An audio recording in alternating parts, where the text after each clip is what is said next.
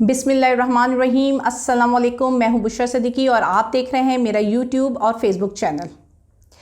International news agencies और ये जितने भी जरीदे हैं वो इमरान ख़ान के बारे में और साइफ़र को लेकर आजकल काफ़ी कुछ लिख रहे हैं।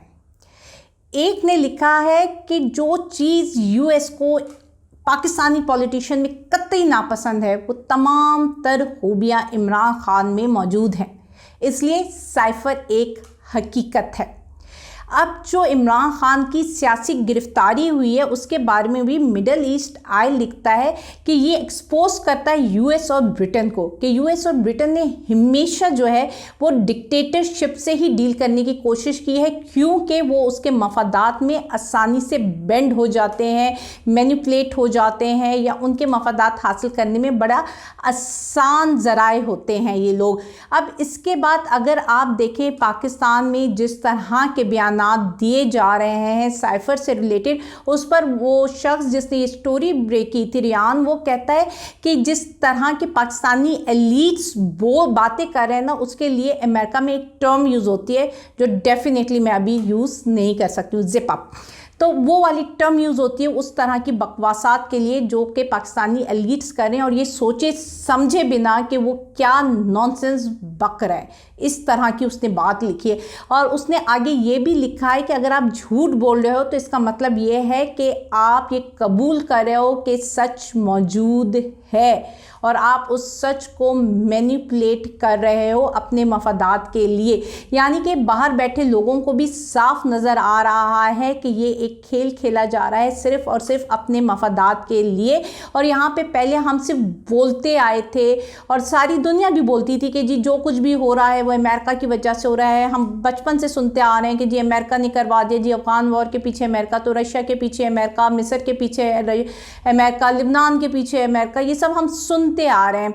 लेकिन इस दफ़ा अमेरिका भी एक्सपोज हो गया है। मतलब जिस तरह से हर चीज़, हर डॉक्यूमेंट्री एविडेंसेस सामने आ रही है उसमें अब अमेरिका को भी शायद छुपने की जगह नहीं मिल रही है। इसलिए इमरान ख़ान के लिए शायद आगे जाकर मुश्किलात और बढ़ें, क्योंकि लोग इस चीज़ को एक्सेप्ट नहीं करेंगे जिस तरह उसने तमाम सिस्टम इंक्लूडिंग इंटरनेशनल सिस्टम को एक्सपोज किया है। तो अब आप खुद ये देख सकते हैं कि पाकिस्तान की अदालतों में क्या हो रहा है। जस्टिस आमिर फारूक जिन्होंने कल हियरिंग की थी और उन्होंने फैसला महफूज कर लिया था, वो आज सुनाया गया है। और फैसला भी क्या दिया गया है उसकी वर्डिंग्स पे गौर कीजिएगा कि वो कहते हैं कि जी इमरान ख़ान को तमाम सहूलियात मिलनी चाहिए। मतलब मिलनी चाहिए तो सबको पता है, एक आम आदमी को भी पता है कि मतलब जो एक साबका प्राइम मिनिस्टर होता है उसको ये सहूलियात मिलती हैं और उसको मिलनी चाहिए। अगर हम कोर्ट में या उसके वकील कोर्ट में गए हैं तो वो इसलिए गए हैं कि इमरान ख़ान को सहूलियात नहीं मिल रही थी। तो ऑर्डर ये होता है, ऑर्डर होता है ना, ऑर्डर में ये कहा जाता है कि जी आपने ये काम करना है, तो आपको ये ऑर्डर देना चाहिए था कि जी जेल सुप्रिटेंडेंट ने ये सारी सहूलियात प्रोवाइड करनी है। ये क्या ऑर्डर हुआ कि जी करनी चाहिए, होनी चाहिए, मुलाकात करवानी चाहिए। मतलब आपका ऑर्डर होना चाहिए मुलाकात करवाओ। आपने तो सारा कुछ फिर जेल सुप्रिटेंडेंट की सवाबदीद कर दिया कि उसकी मर्जी है, वो करवाए तो करवाए, ना करवाए तो ना करवाए। तो अगर आपने यही फैसला देना था तो आपने पूरा 1.5 दिन ज़ाया क्यों किया। अब दिलावर साहब इतने एफिशिएंट हैं, मतलब आप ये देख लेंगे हमारे अदालती निज़ाम में इतने एफिशिएंट भी लोग मौजूद हैं जो 30 सफ़ों का फैसला 30 मिनट में लिख देते हैं। और दूसरी तरफ जी आप जो कि उनके सीनियर हैं, आप चीफ जस्टिस हैं, आप ऐसा फैसला लिखने में भी जो है 1.5 दिन ज़ाया करें तो थोड़ा अपने जूनियर से ही सीख लीजिए। हम यही कुछ या आवाम यही कुछ आपसे कह सकती है या रिक्वेस्ट कर सकती है, क्योंकि जिस तरह से इंसानी हकूक़ की पामाली हो रही है वो सारी दुनिया को दिखाई दे रही है और सारी दुनिया बोल रही है। और इस पर उंगलियां इंटरनेशनली वो लोग जो कि इंसानियत के अलंबरदार थे उन पर भी उठाई जा रही है। लेकिन आप लोग अपना एक नैरेटिव बनाने में बिल्डअप हो, एक सियासी गिरफ्तारी करके उसको लिंगर ऑन करने चाह रहे हो, उसको तमाम तर कोशिशें कर रहे हो वो ड्रैग किया जाए, क्योंकि आप ये बात जानते हो कि अगर इस केस की प्रॉपर हियरिंग हुई और उसके वकीलों को जरा का मौका दिया जाए तो ये केस उसी दिन ख़त्म हो जाएगा। कभी कभी आप बीमार हो जाते हो, कभी 5 दिन आप अवेलेबल नहीं होते हो। तो इस तरह की ये सिर्फ मतलब एक आम आदमी है ना जो कानून से ना बालिग है, उसको बिल्कुल नहीं पता, उसको भी ये बातें समझ आ रही हैं।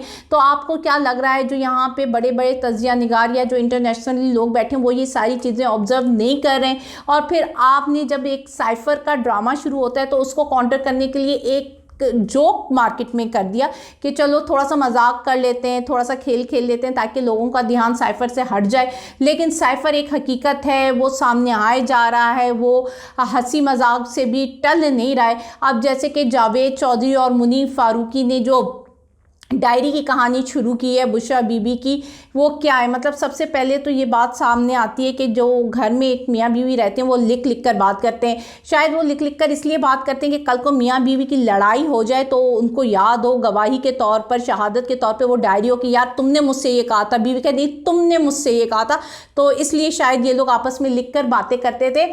और दूसरी बात ये कि जी मुनीफ फारूकी को ये भी एतराज़ है कि 12 बजे क्यों दूध पीते हैं। भाई इंसान है, मर्जी जितने बजे दूध पी ले, मतलब मैं 12 बजे दूध नहीं पीऊँगी, वजह मतलब इसमें भी कोई मंतक है। उसके बाद वो कोई कोड वर्ड्स बढ़ते रहे। अच्छा, और दूसरी बड़ी मज़े की बात है, उन्होंने कहा है कि जी बुशरा बीवी ने ना जावेद आफरीदी से ना वो मांगा था जूसर। हाँ अच्छा, अब देखो जावेद आफरीदी से बुशरा बीवी ने क्या मांगा, जूसर। अरे भाई वो MG मांगती, उसके पास गाड़ियाँ भी तो है ना, उसकी अपनी गाड़ी है भाई, वो मांग लेती। लेकिन उन्होंने जूसर मांगा 6000 रुपये वाला। और वो धोबी से क्या मांगा था उन्होंने कि स्टैंड ला दे कपड़े वाला। और उन्होंने पता है क्या जावेद साहब के कान में बता दिया था, ये मैंने उससे फ्री ऑफ कॉस्ट मांगा है, मुफ्त का मांगा है, तो इसलिए ये ज़रूर मेंशन कर देना कि मैंने मुफ्त की चीज़ें चाह रही थी।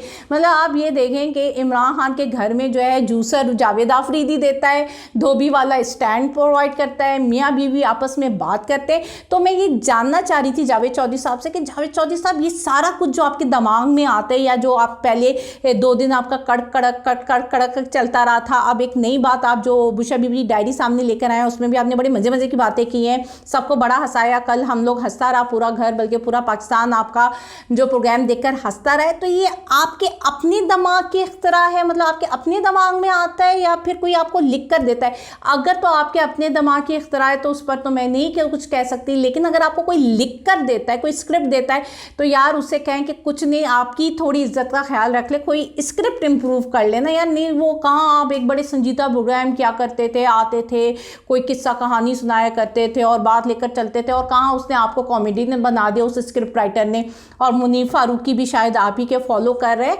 तो इस तरह की चीज़ें लाकर अगर आपको समझता है कि एक सच को आप छुपा सकते हैं तो सच तो नहीं छुपेगा, सच अभी भी सबके सामने है। मतलब आप लोगों ने कल पूरी कहानी नैरेटिव बिल्ड करने की कोशिश की है, तो आप बताएं कि नतीजा क्या है। आपके सामने पूरा सोशल मीडिया आपकी उस डायरी के बारे में, आपके बयानिए को, आपके नैरेटिव को किस तरह लेकर चला है वो सामने। तो एक सीरियस मसले को आप एक मजाक से हल नहीं कर सकते या मजाक से नहीं छुपा सकते, क्योंकि एक डायरी ये मजाक ही है। इसका आप ये कहो कि आपने इसलिए साइफर को दबाने के लिए डायरी लेकर आए थे, तो एक बड़ी नाकाम सी कोशिश है। और जिस तरफ मुल्क जा रहा है ना, उस मुल्क में संजीदगी चाहिए, इनके मसाइल को हल करने के लिए संजीदगी चाहिए, जो कि हमें नज़र नहीं आ रही है। अब हमारा जो है निगरान वज़ीर आज़म भी फाइनली जो है नवारुल हक साहब बन चुके हैं, नॉमिनेट हो चुके हैं। और मैं जो है शुरू से आँख खोली, इलेक्शंस हमने देखे तो हमारे पेरेंट्स और लोग और ये सब यही बताते थे, जो हमने कानून में भी थोड़ा बहुत पढ़ा, तो हमने यही पढ़ा कि एक न्यूट्रल शख्स, एक गैर जानिबदार शख्स होता है जिसके लिए हर पार्टी इक्वल होती है। लेकिन अगर आप अनवारुल हक की पिछली प्रेस कॉन्फ्रेंसेस उठाकर देख लें तो आप लोग खुद मुझे बताएगा कि वो कितना न्यूट्रल और कितना गैर जानिबदार है। मतलब एक आपने जो है बेटा बिठा दिया था पंजाब में, तो दूसरा बेटा आपने वफाक में लाकर बिठा दिया है। अल्लाह हाफिज़।